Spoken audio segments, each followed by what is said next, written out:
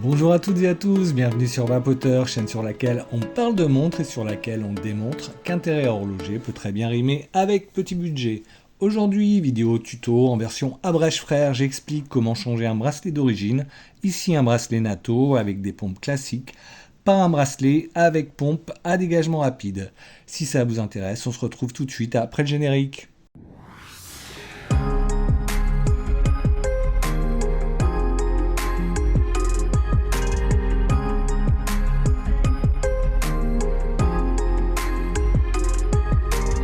Pour ce tuto, j'utilise une montre chronographe française de la marque Briston. N'hésitez pas à me dire en commentaire si vous voulez que je fasse une revue de cette montre. On va donc remplacer le bracelet NATO d'origine et enlever les pompes classiques pour mettre un bracelet à pompe flash, c'est des pompes à dégagement rapide. Donc pas besoin d'outils pour retirer ou pour installer ce type de bracelet. Ici c'est une barrette pompe, donc dans la vidéo je vais toujours dire pompe. Donc comme vous pouvez le voir, c'est une tige métallique avec deux extrémités sur ressort qui sont rétractables, dont le but c'est de fixer, de maintenir les bracelets. Donc on l'installe entre deux cornes. J'utilise ici l'outil le plus cheap que je possède. Comme vous le voyez, il possède un embout fourche pour démonter les bracelets cuir, métal, silicone, etc. ou juste les pompes sur les bracelets NATO.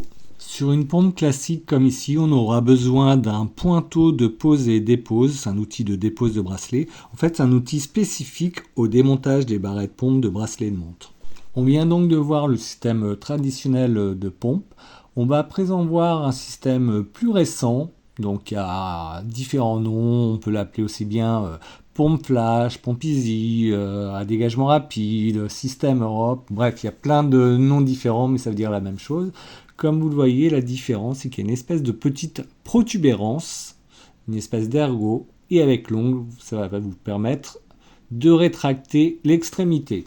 Maintenant qu'on a vu le système de fonctionnement d'une pompe aussi bien traditionnelle que d'une pompe flash, on va pouvoir changer notre bracelet. Donc comme je vous l'ai dit, sur cette montre d'origine, c'est un bracelet NATO. J'enlève le premier passant de la première couche. Si c'était un bracelet en deux parties, j'enlèverai la partie avec l'outil en le positionnant là. Donc pour que ce soit plus simple avec un bracelet NATO, on l'enlève directement.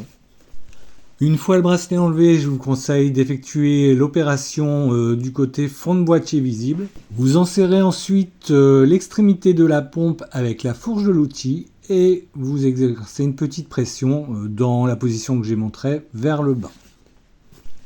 Vous effectuez ensuite la même opération sur la seconde corne et vous allez voir que ça vient très facilement. Là c'est beaucoup plus facile qu'un bracelet traditionnel car on a beaucoup plus de place. Et je vous disais également de le faire côté fond de boîtier tout simplement. Si vous glissez, vous n'avez pas l'habitude, il vaut mieux faire des rayures à l'arrière que devant. Et si vraiment vous avez peur, vous pouvez mettre un petit bout de scotch sur la corne, comme ça vous limitez les risques lorsque vous débutez. Si le bracelet d'origine de votre montre est un bracelet avec pompe à dégagement rapide, comme par exemple la Victorinox Swiss Army Heritage qu'on a vu dernièrement sur la chaîne, ce sera vraiment très simple. Vous voyez, on voit les deux petits ergots qu'il suffira d'enlever sans outil. Je passe l'ongle, petit mouvement vers le bas. Pareil de l'autre côté. Une fois le bracelet enlevé, je le remplace ici par le même mais avec une boucle couleur or. Il faudra repositionner la partie avec la boucle ardillon à midi et la partie la plus longue avec les trous à 6 heures. Pour installer ce bracelet à pompe flash intégré, on va retourner le boîtier. On repère le trou à l'intérieur de la corne. On va le refaire plus lentement. Avec l'ongle, je sors bien l'extrémité de la pompe. Petit focus pour le trou à l'intérieur de la corne. Ongle toujours dans la même position. On met l'extrémité qui dépasse dans le trou du bas. Une fois l'extrémité basse de la pompe installée, on refait le même processus pour insérer son extrémité supérieure.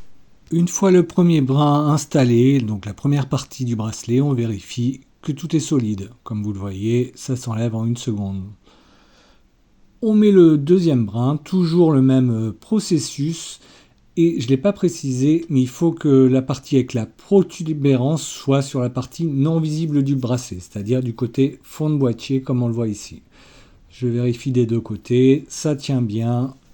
Le bruit de clic d'insertion d'un brin de bracelet n'est pas systématique. Le plus souvent sur ce type de bracelet, si les brins sont bien installés, les ergots seront très proches des cordes. Mais ce n'est pas une vérité absolue comme on peut le voir ici. Et encore davantage sur une de mes montres bracelet métal que je n'ai pas sous la main. Dans tous les cas, vérifiez toujours que chaque brin du bracelet est solidement attaché en tirant légèrement dessus comme on l'a vu précédemment. Ici par exemple, la pompe n'est pas bien insérée dans le trou de la corne supérieure. L'ergot étant proche de la corne, on pourrait croire que le brin est bien fixé, alors que ce n'est pas le cas, donc faites attention. C'était Nicolas, merci beaucoup d'avoir regardé cette vidéo et je vous dis à bientôt pour de nouvelles aventures horlogères.